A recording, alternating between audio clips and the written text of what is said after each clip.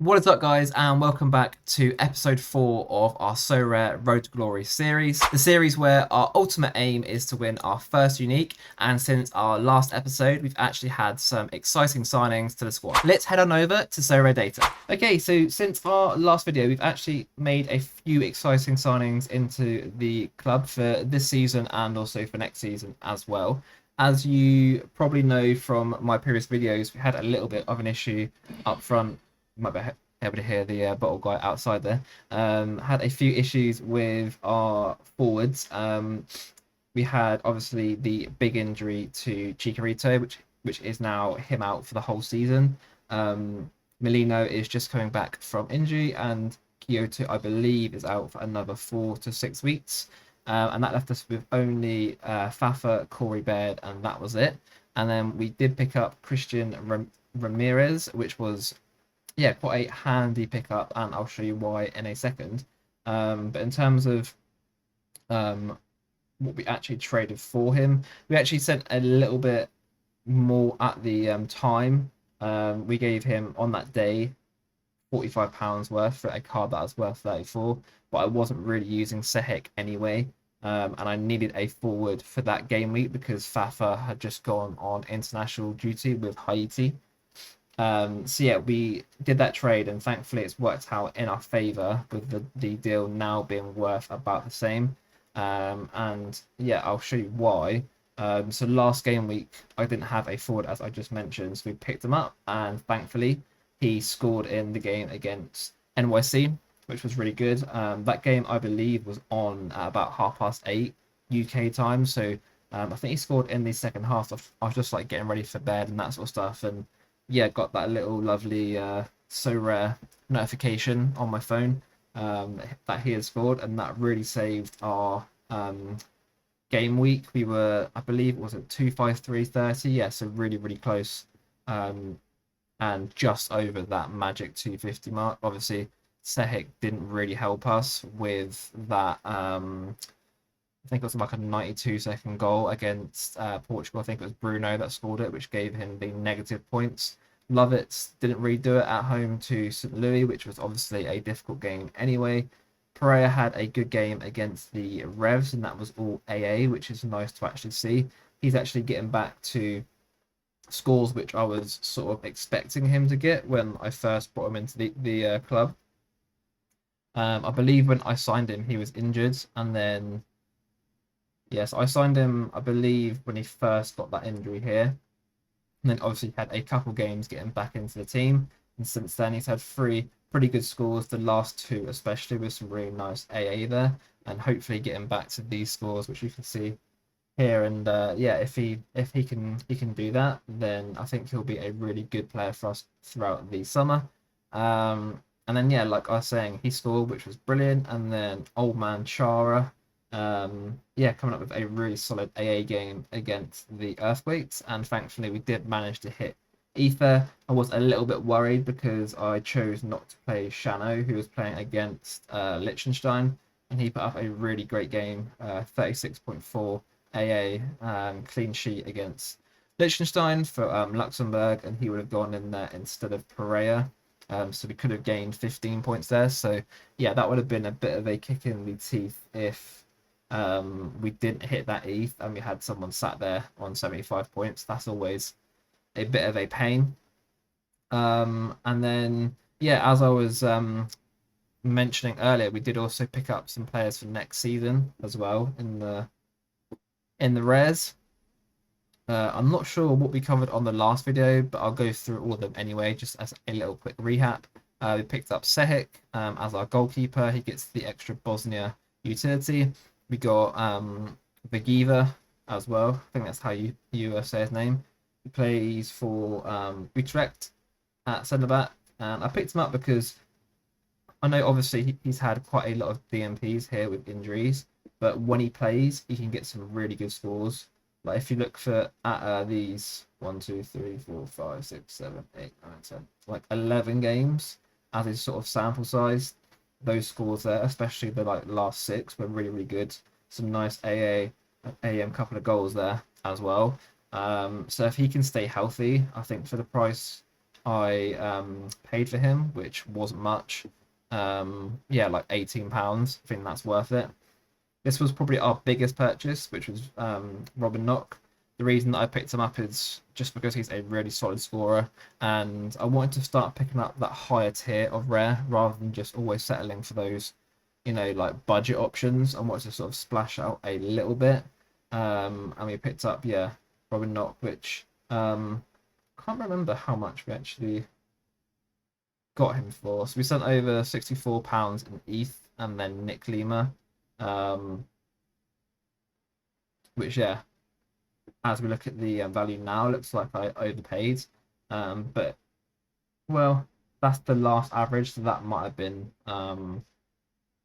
someone buying low on my auctions. If you look at the floor, then I've done well. If you look at the last averages, then this guy came better off. But yeah, he was someone that I did a little bit of scouting on, and yeah, I mean, looking at his scores, he's a really solid player. I think he takes penalties for Berlin, which is obviously very, very good for a centre back, and also can chip in with some nice AA as well.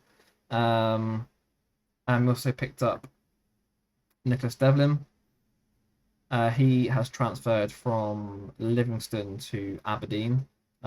He doesn't get like crazy scores. He'll be used in a lot of like cap 240s, but I thought for his price of, I believe it was about £30, that was very, very good. Let's check that now. Yeah, so about £34 I picked him up for roughly, which was, yeah, very, very good. And yeah, he's someone that I believe also gets games in Europe for Aberdeen as well. So that's quite nice for that sort of price range. Midfield, I think we went over this last time just to double check. We picked up Vertu. He just gets some really nice scores for Marseille. Like, he can hit those 80s, a lot of dark greens there, and also Marseille will have some European football as well. And basically, if you take out the games for when he's not playing for France, which is a lot of those DMPs, like, he basically always plays for Marseille. And yeah, he'll be going into a lot of my Cap 270 teams. And forwards wise, I don't think we picked up anyone new. Jordan White was the most recent purchase, which was, I believe, when they just stayed up. I think they came back from like 3-1 down. I picked him up on that day for 15 quid. And I mean, as a Cap 240 forward, he gets some pretty decent scores. Like, nothing special, but for Cap 240, a lot of forwards are basically just score or bust, and yeah, that's what he is really. And yeah, moving forwards to the upcoming weeks, we do have a team in the midweek. Hopefully we can scrape some ETH again, which would be nice. We've got Stuver at home to Dallas. Dallas have got quite a weak team. I believe that O'Brien is suspended. Ferreira, there we go, is on international duty, and Ariel is just coming back from injury, so they don't really have many forward options. So hopefully Austin can keep a clean sheet there. Shano did okay away at Bosnia. 51's pretty good. I his L15 was 49, so we've gained a little bit on that L15. And then we've got Westwood away at the Red Bulls, which hopefully could be good. Westwood takes a lot of their set pieces, and yeah, New York aren't that great really. Quite a few injuries as well. So yeah, hopefully Charlotte can score a few, and yeah, maybe Westwood can get us around that sort of like 60 to 65 points mark. Corey Baird, I don't think it's going to start. They've been using them as a sub quite a bit. So yeah, hopefully he can start, but if not, coming off the bench for like 35 minutes, hopefully get us something there. And then Pereira at home to Philly is obviously a difficult game, but in the MLS, a lot of teams at home are much better. So hopefully Orlando can, yeah, do something there. I mean, during the last game week, he got 60 with just AAs. So if I can get round that'd be quite good. And yeah, hopefully we can just scrape above that magical 250 mark. 220 rare is just pretty much coin farming. Sehik didn't do well against Luxembourg. Lovitz against Montreal, Amaya against Charlotte. I'm not sure if he's going to start, and then Chara at home to Chicago. I was going to play him because that's quite a good matchup, but I just couldn't get the L15s to actually match up that well. I could have played him, for instance, instead of Westwood, but I just felt like, yeah, Westwood has a little bit more upside. So hopefully that comes off for me. And then we've also got the MLS Amateur as well. I haven't yet won a card in this, but hopefully that can change this week with Berkey at home to Salt Lake, Wagner away to Orlando, Mukhtar against Montreal, Baird. Yeah, hopefully he can get something against the Earthquakes, and then Bravo against Chicago. Obviously, there's a few games off this week for the MLS, so not the strongest lineup, but yeah, you never really sort of know, might get a few goals, a few assists, and yeah, we'll see. And then I just wanted to touch on today as well, also our sort of plans moving forwards in terms of when Europe comes back, and we've also got our cards from the MLS as well. So we will have 38 rares to pick from when everyone's back. We'll have our 3 keepers in Stuver, Johnson, and Sehik. The plan is to play Cap 220, Cap 240, 270, and Champ America as well. We will have 13 defenders. I think this will come down to probably 10ish. There's a few bits of deadwood here, like Pivarik, Tanser, Carroll, Milos here. A lot of those are either not playing, injured, or just very sort of low budget options. So if I can get rid of all of those and then bring in one decent player, that'd be good. Midfield, we've got a lot of options here. We'll have to think about getting rid of some of them. Probably Urso, Bedoya, Bradley, maybe Chara at some point as well, because they're also getting on a bit in terms of years. And then forwards, probably the area where I need to actually sign someone a little bit better in that sort of £100 to £150 mark. Someone that's a little bit better than what I've got now. A lot of these forward options are all budget options, both in MLS and also Europe. So yeah, hopefully we can earn some more ETH, and then we can then get another forward option coming up. And yeah, the plan in terms of what we're going to actually line up in and what we're going to hopefully win. We want to be focusing a lot on Cap 270 rare because we need to be trying to win those super rares. So we're going to be trying to put as many of our best cards into here. So for instance, like Robin Knock, Jeffrey Heremans, they'll be going into Cap 270.